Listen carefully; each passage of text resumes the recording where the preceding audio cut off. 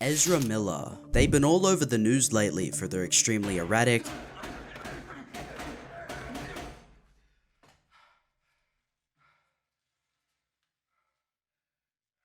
and downright illegal behavior. They went from one of the biggest actors in the world, starring in 3 Fantastic Beasts movies and 2 DC films with their own solo Flash project coming out in June, to allegations of grooming, assault, kidnapping, and a lot more. So what exactly went wrong? How and why did an actor of this magnitude decide to throw their entire career away?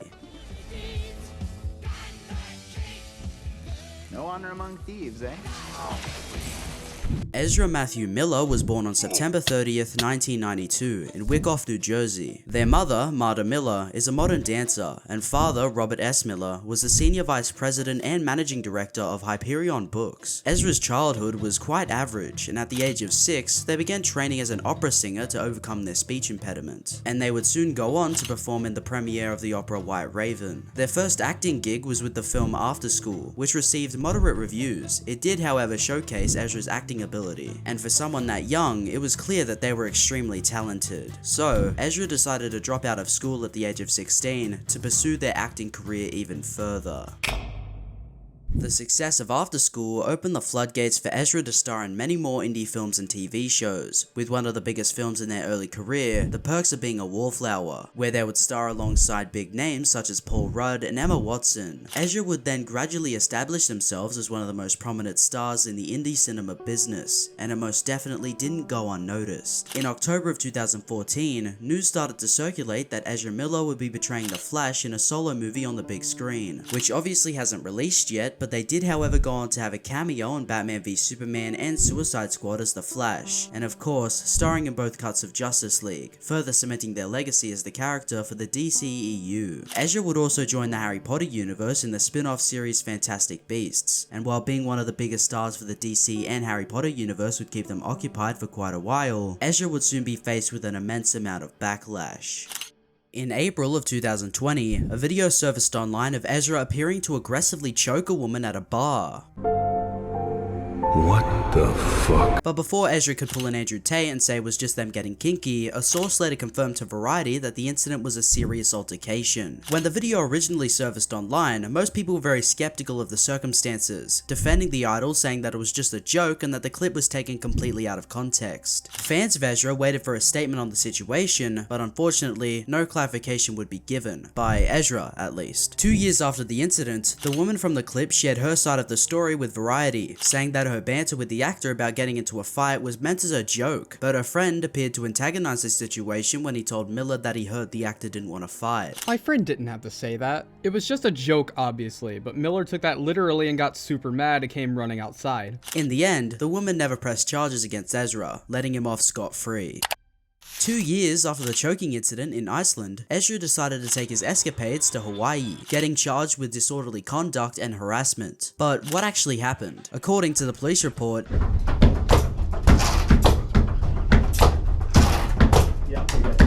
Ezra was at a karaoke bar when they suddenly began yelling obscenities and became increasingly agitated when people began singing karaoke.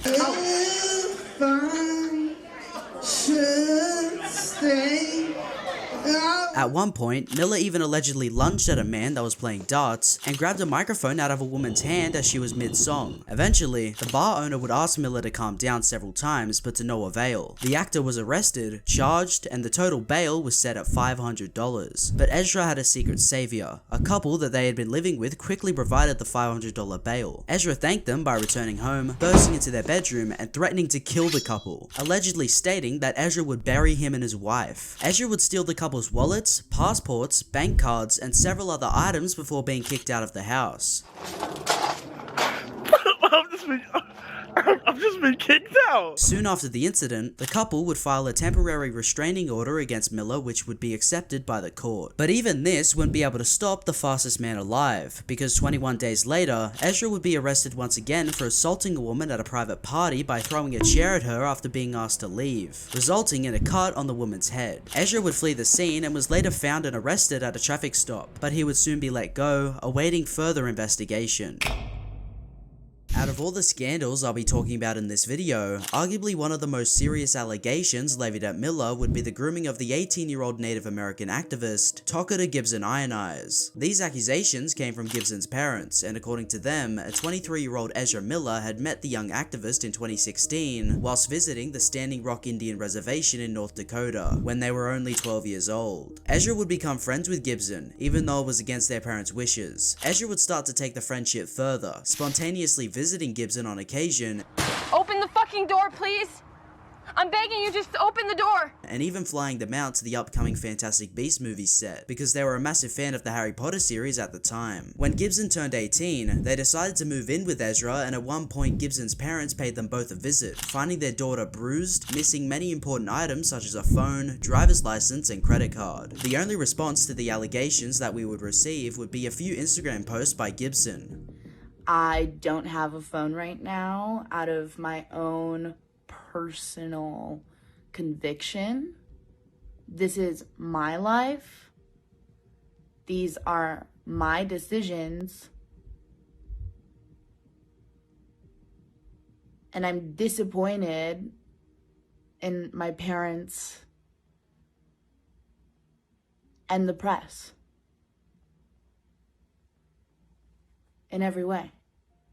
They denied every single allegation thrown at Ezra, and would accuse their own parents of being transphobic. The court tried to serve Miller a protective order, but law enforcement weren't able to track the pair down. Miller would also mock the court's attempts on Instagram, but they were swiftly deleted. Soon after, more allegations would come to light, and an interview was published with an alleged 12-year-old victim of Ezra's and their parents. On the evening of February 2nd, the trio maintained that Miller was present at the downstairs neighbor's home in Greenfield, which is located approximately 40 miles from the actor's ranch in Vermont. The visiting neighbor recalled that Miller was wearing a bulletproof vest, and only finding out later that Miller was armed the entire time. According to the mother, tensions began to brew when she mentioned doing some traveling with her tribe of people, leading Ezra to snap at her and accuse her of cultural appropriation. Then, a conversation about board games allegedly went sideways when Miller claimed that the game Parcheesi had Rastafarian roots. The visiting neighbor questioned Ezra about this, to which they exploded and started screaming directly into the neighbor's face. The neighbor alleges that Ezra opened up one side of their jacket to reveal a gun and stated, Talking like that could get you into a really serious situation. After all of this, Ezra turned his attention to the then 11-year-old child, stating, I've talked extensively with your child, and they have a lot of power over them.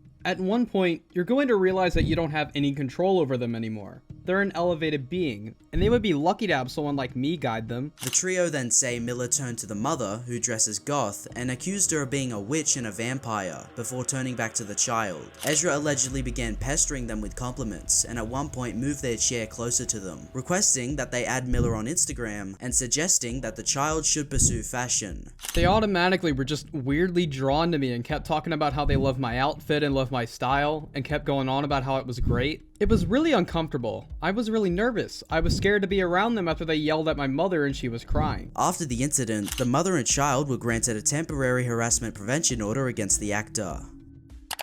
On the 15th of August, Ezra finally broke their silence. In a statement provided to Variety, Ezra states, Having recently gone through a time of intense crisis, I now understand that I am suffering complex mental health issues and have begun ongoing treatment. I want to apologize to everyone that I have alarmed and upset with my past behavior. I am committed to doing the necessary work to get back to a healthy, safe, and productive stage of my life. Of course, there was a lot of skepticism as to if what they were saying was true. But since this statement, Ezra has remained out of trouble and appears to be dedicated to getting the help that he needs. But what were Ezra's superiors doing? He couldn't have just gotten off scot-free, right? Well, whilst all this was going down, the executives at Warner Brothers and DC held an emergency meeting. The meeting was to discuss Ezra's future working with the studio following his recent escapades. The consensus of the meeting seemed to be to hit the pause button on any upcoming projects involving Miller, and Warner Brothers were considering 3 options for his solo film, The Flash, and all of these options hindered on whether or not the actor seeked help. Option 1 would be for the movie to release, but Ezra Miller would have to do an interview explaining their erratic behavior and also do limited limited press for the release of the film. Option 2 would have been for Miller to play absolutely no part in the film's promotion and the role would get recast. Then there was nuclear option number 3, which was reportedly to scrap the project entirely, flushing $200 million plus down the drain. And unlike the cancelled Batgirl movie, which only cost the studio $70 million, $200 million would have probably been way too big of a price to pay. And it seems like based on their apology, they decided to go with option 1.